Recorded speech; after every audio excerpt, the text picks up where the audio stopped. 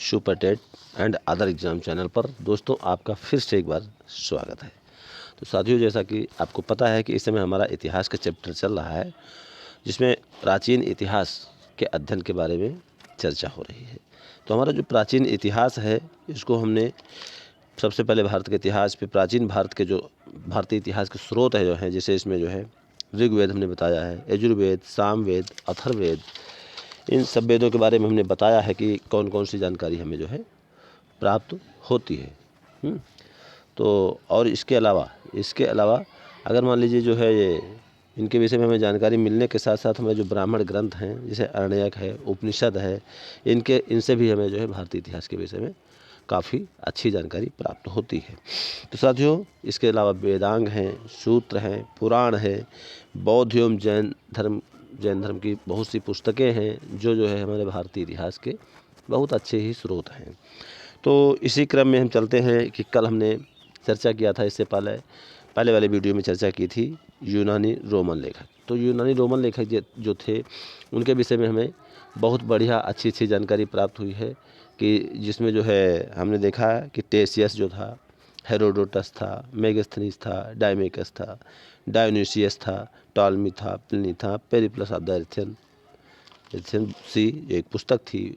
इन सभी से हमें बहुत ही अच्छी जानकारी हमारे भारतीय इतिहास के विषय में प्राप्त हुई है। तो दोस्तों, उसी के क्रम में अब हम चलते हैं चीनी लेखक जो आए हैं, चीनी लेखकों के बारे में हम विस्तार से चर्चा करेंगे। जैसे हमारा चीनी लेखक सबसे पहला है हमारा फाहियान। तो दोस्तों, ये फाहियान तो बहुत ही इम्पॉर्टेंट है, आप लोग जानते होंगे। इसको जो है आप अपने कॉपी पर लिख लीजिए, वेरी वेरी इम्पॉर्टेंट है।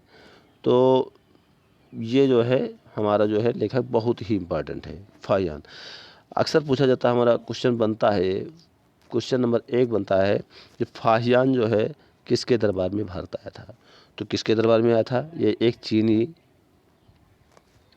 चीनी जो है राजा नरेश थे, चीनी नरेश ने चीन के नरेश, जिनका नाम था चंद्रगुप्त शिकेंड। क्या नाम था? चंद्रगुप्त शिकेंड। इनके दरबार में फाहियान भारत को आया था। अच्छा, फाहियान जो भारत में जब आया था तो सबसे पहले कहाँ आया था? सबसे पहले आया था मध्य प्रदेश। मध्य प्रदेश की जनता को इन्होंने सुखी और समृद्ध बताया है और 14 साल तक यहाँ भारत में रहा है। कितने साल तक? 14 साल तक हमारे भारत में रहा है फाहियान। अच्छा, अब ये पहला क्वेश्चन है। कुछ लोग कहते हैं कि अब हम इसको सर याद नहीं कर पाते हैं, भूल जाते हैं कि फाहियान जैसे आया किस मतलब उसके दरबार में आया था राजा के। तो ये भूलने के लिए जो है क्या एक ट्रिक है, छोटी सी बता रहे। जैसे फाहियान, यान लिखा है, यान में होता है जहाज, और इधर लिखा है चंद्रगुप्त। चंद्र से चंद्रमा समझ लीजिए, मतलब चंद्रमे पर जो है यान से जाते हैं। वहाँ पर जो हमारे वैज्ञानिक लोग हैं वहाँ तलाश करते हैं, पानी की तलाश करते हैं, वहाँ जीवन की तलाश करते हैं। तो कुछ उससे ही संबंधित इसको मान लीजिए तो हमें आराम से याद हो जाएगा कि फाहियान किसके दरबार में आया था। तो फाहियान की जैसे बात आएगी वैसे हमें चंद्रमा की बात आ जाएगी। तो चंद्रगुप्त द्वितीय इसको याद कर लीजिए, चंद्रगुप्त सेकंड याद कर लीजिए।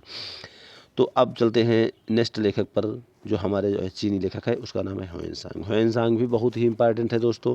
ह्वेनसांग जो है किसके दरबार में आया था, ये भी अक्सर प्रश्न पूछा जाता है। तो ह्वेनसांग आया था, क्वेश्चन नंबर 1 है, ह्वेनसांग आया था हर्षवर्धन। ये हर्षवर्धन के दरबार में भारत आया था। अच्छा, ये जो है इसको मतलब याद करने की ट्रिक है कि हा से ह्वेनसांग और ह से हर्षवर्धन। तो फाहियान को हमने बताया कि यान से ले लीजिए, चंद्रमा के हिसाब से उसको है कनेक्ट कर लीजिए। और दूसरी चीज़ है हर्षवर्धन, ह्वेनसांग को हर्षवर्धन हा से कनेक्ट कर लीजिए। तो इस तरीके से जो है थोड़ा याद कर लीजिए ताकि जो है अच्छे से याद हो जाए। ये हमारा जो हर्षवर्धन है, ये चीनी यात्री, मतलब ये 629 ईस्वी में चीन से जो है भारतवर्ष के लिए आया था। ये चीनी मतलब यात्री था। और ये कब आया था? हमारे यहाँ था 629 ईसा पूर्व। कब आया था? 629 ईसा पूर्व नहीं है, ये ईस्वी है। 629 ईस्वी में हर्षवर्धन जो है यहाँ पर भारतवर्ष में आया था। अच्छा, लगभग जो है ये क्या किया था कि भारतवर्ष लगभग एक वर्ष की यात्रा के बाद जो है भारतीय राज्य कपिसा में पहुँचा था सबसे पहले। वहाँ से जब चला था तो ये कहाँ पहुँचा था? कपिसा जो है सबसे पहले ये आया था हर्षवर्धन। हर्षवर्धन का मुख्य उद्देश्य क्या था? हर्षवर्धन का भारत आने का जो मेन उद्देश्य था वो ये था कि ये जो है चीनी मतलब शिक्षा प्राप्त करना, पहला नाम क्या था? शिक्षा प्राप्त करना था। और दूसरी चीज़ थी जो है कि बौद्ध साहित्य के पुस्तकें जो थी उनको जो है एकत्र करना इसका मेन रूप से पर्पस था। तो क्योंकि जो है ये जो ह्वेन-सांग आया था हर्षवर्धन के शासनकाल में, तो हर्षवर्धन जो था वो बौद्ध धर्म का अनुयायी था। ये बौद्ध धर्म का बहुत बड़ा अनुयायी था, तो इसीलिए आया था। तो ह्वेन-सांग जब आया था यहाँ पर, तो इसने क्या किया? नालंदा विश्वविद्यालय, सुना होगा तुमने, नालंदा विश्वविद्यालय। दोस्तों नालंदा विश्वविद्यालय कहाँ स्थित है? बिहार में स्थित है। नालंदा विश्वविद्यालय कहाँ स्थित है? बिहार में स्थित है। तो यहाँ पर इसने मतलब अध्ययन किया, और अध्ययन करने के बाद ये जो है बौद्ध ग्रंथों को एकत्र करके ले जाने के लिए आया था। अच्छा, दूसरी चीज़ है कि इसका भ्रमण वृत्तांत CU की एक पुस्तक इसकी है, बहुत ही फेमस पुस्तक है, CU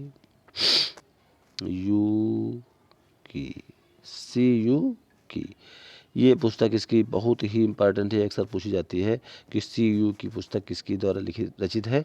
तो ह्वेन-सांग के द्वारा रचित है। CU की जो पुस्तक है इसमें जो है 138 देशों का विवरण मिलता है। कितना है? 138 देशों का इसमें जो है वृत्तांत पाया जाता है। इसने हर्षकालीन समाज, धर्म, राजनीति के बारे में वर्णन किया है, और इसके अनुसार सिंध का राजा शूद्र था। कौन था? शूद्र था। ह्वेन-सांग ने बुद्ध की प्रतिमा के साथ साथ सूर्य और शिव की प्रतिमाओं का भी पूजन किया था। जो ह्वेन-सांग था ये बौद्ध धर्म का अनुयायी होने के साथ साथ सूर्य का और शिव की प्रतिमाओं का भी पूजा करता था। चलते हैं हम नेक्स्ट जो है या लेखक पर, जिसका नाम है इत्सिंग। ये भी एक चीनी लेखक था, चीन से आया हुआ था। ये 7वीं शताब्दी में भारत आया था। कब आया था? 7वीं शताब्दी। ये 7वीं शताब्दी में भारत आया था। अगर पूछा जाए कि इत्सिंग जो चीनी यात्री था ये भारत कब आया, तो ये आया था 7वीं शताब्दी में।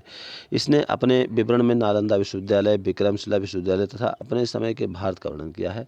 ये भारत जब आया तो बहुत ही नालंदा और विक्रमशिला विश्वविद्यालय प्रसिद्ध विश्वविद्यालय उस समय के थे, जिसके बारे में इन्होंने विस्तृत रूप से चर्चा की है। चलते हैं हम नेक्स्ट पर। यह है अलवर्नी। अब अलवर्नी भी यह चीनी लेखक नहीं था। अलवर्नी जो है ये चीनी लेखक नहीं था। ये कौन सा था? ये था लेखक अरबी, यानी अरब देश का रहने वाला था। तो अलवर्नी जो है ये किसके? मोहम्मद गजनवी के साथ मोहम्मद गजनवी जब भारत पर आक्रमण किया था तो उसी के साथ जो है अलवर्नी जो है भारत पर आया था। अलवर्नी जो है क्या है कि इसके द्वारा एक पुस्तक लिखी गई है, किताब उल हिंद। क्या है? किताब उल हिंद। पुस्तक इसकी बहुत ही मतलब किताब उल हिंद, किताब उल हिंद, ठीक है। किताब उल हिंद जो है पुस्तक जो है बहुत ही प्रसिद्ध है, अलवर्नी के द्वारा लिखी गई है, और इसके आज भी इतिहासकारों के लिए एक महत्वपूर्ण ये स्रोत बना हुआ है। एक विस्तृत ग्रंथ है जो धर्म और दर्शन, त्योहारों, खगोल विज्ञान, कमियाँ, रीति रिवाजों और प्रथाओं, सामाजिक जीवन, भार तौल, मापन, विधियों, मूर्त कला, कानून, माप तंत्र, विज्ञान आदि विषयों के आधार पर 80 अध्यायों में विभाजित है। कितने हैं? 80 चैप्टर में है। बताओ कितना बड़ा ग्रंथ है ना। इसमें राजपूत कालीन समाज है, धर्म है, रीति रिवाज है, राजनीति है, आज पर सुंदर प्रकाश डाला गया है। तो अलवर्नी ने जो है ये किताब उल हिंद जो पुस्तक लिखी है ये बहुत ही फेमस है। आगे चलते हैं हम नेक्स्ट पर। अगला हमारा अरबी लेखक है इब्न बतूबा। इब्न बतूबा पहन के जूता सुना होगा तुम लोगों ने, एक कविता है, पोयम है। तो इब्न बतूबा किसके दरबार में आया था? इब्न बतूबा अरबी भाषा में लिखा गया, इसका एक वृत्तांत ग्रंथ है रेहला। इसने एक ग्रंथ लिखा है रेहला, और इसकी किसी अलवर्नी की कौन थी? अलवर्नी की किताब उल हिंद। और ये इब्न बतूबा की कौन सी है लेखक मतलब कृति? रेहला, जो 14वीं शताब्दी में भारतीय उपमहाद्वीप के सामाजिक और सांस्कृतिक जीवन के विषय में बहुत ही प्रचार और रोचक जानकारियाँ देता है। 1833 ईस्वी में दिल्ली पहुंचने पर इसकी विद्वता से प्रभावित होकर सुल्तान मोहम्मद बिन तुगलक, कौन? सुल्तान मोहम्मद बिन तुगलक। मोहम्मद बिन तुगलक। तुगलक मोहम्मद बिन तुगलक के दरबार में आया था। इब्न बतूता किसके दरबार में आया था? मोहम्मद बिन तुगलक के दरबार में आया था। ठीक है, तो मोहम्मद बिन तुगलक जो है, इससे इनकी कविता से, रेहला में जो कविताएं थी उससे बहुत प्रभावित हुआ इसकी कृति से ये, और प्रभावित होकर के इसने दिल्ली का काजी यानी न्यायाधीश इसे नियुक्त कर दिया। इब्न बतूता को बहुत अच्छा पद मिला इसको। चलते हैं हम नेक्स्ट पर। अब इसके अलावा हमने अभी चर्चा किया चीनी यात्री, अरबी यात्री। इसके अलावा दूसरे अन्य लेखक हैं जैसे तारानाथ हैं, मार्को पोलो है। इसके विषय में भी हमें काफ़ी जानकारी, भारतीय इतिहास के विषय में जानकारी प्राप्त होती है। तारानाथ क्या था? तारानाथ एक तिब्बती लेखक था। कौन सा था? तिब्बती लेखक। तिब्बती लेखक तारानाथ एक जो है तिब्बती लेखक था, और इसने ग्रंथ लिखा है कंगयूर। कौन सा है? कंगयूर। और दूसरी है तंगयूर। अरे वाह, तंगयूर। दो कृति इसकी याद कर लीजिए। तारानाथ की कौन कौन सी हैं? कंगयूर और तंगयूर। दो इसकी जो है कृति हैं, जिसको याद कर लीजिए। ये प्रमुख इनकी रचनाएं हैं, और भारतीय इतिहास के बारे में जानकारी इससे मिलती है। जो इसकी कंगयूर और तंगयूर की रचना है, इनसे हमें भारतीय इतिहास के विषय में काफ़ी जानकारी प्राप्त होती है। ठीक है, चलते हैं हम। मार्को पोलो के विषय में सुना होगा। मार्को पोलो में तुम लोगों ने, मार्को पोलो के बारे में तो काफ़ी मतलब जानते हो, क्योंकि एक पार्ट भी था इसके विषय में, पूरे लेखक के विषय में। मार्को पोलो 13वीं शताब्दी के अंत में पांड्य देश की यात्रा पर आया था। कब आया था? 13वीं शताब्दी में आया था मार्को पोलो, और इसका विवरण पांड्य इतिहास के अध्ययन के लिए उपयोगी है। ठीक है, किसका है? पांड्य इतिहास के दरबार। पांड्य इतिहास। तो अभी तक हमने जो है जितने लेखक थे, हमने उनके विषय में मतलब जाना। यूनानी लेखक, चीनी लेखक, अरबी लेखक, अन्य लेखक, जिनसे हमें जो है भारत के विषय में मतलब अच्छी भारतीय इतिहास के विषय में जानकारी हमें प्राप्त होती है। अगले दिन इसी वीडियो के साथ हम अगले दिन फिर उपस्थित होंगे, जिसमें हम पुरातत्व संबंधी साक्ष्य से मिलने वाली जानकारी, जो पुरातत्व संबंधी साक्ष्य हमारे हैं, उनसे भी भारतीय इतिहास के विषय में काफ़ी जानकारी प्राप्त होती है। उनके विषय में हम अध्ययन करेंगे। तो हमारा वीडियो अगर अच्छा लगा हो तो प्रिय दोस्तों, इसे लाइक, शेयर एंड सब्सक्राइब करना ना भूलें। हम इतिहास के एक एक चैप्टर को लेकर के इसी तरीके से पूरी इतिहास आपको जो है अध्ययन करवा देंगे। टेंशन लेने की बात नहीं है। पूरी इतिहास जब आपकी कवर हो जाएगी, आप चाहे जिस परीक्षा में बैठें, आपको निश्चित रूप से सफलता प्राप्त हो जाएगी। तो फिलहाल आप हमारे चैनल को जो है सब्सक्राइब जरूर कर लीजिए, ताकि हमारा वीडियो आपके तक बहुत जल्दी से पहले पहुँचे। तब तक के लिए जय हिंद।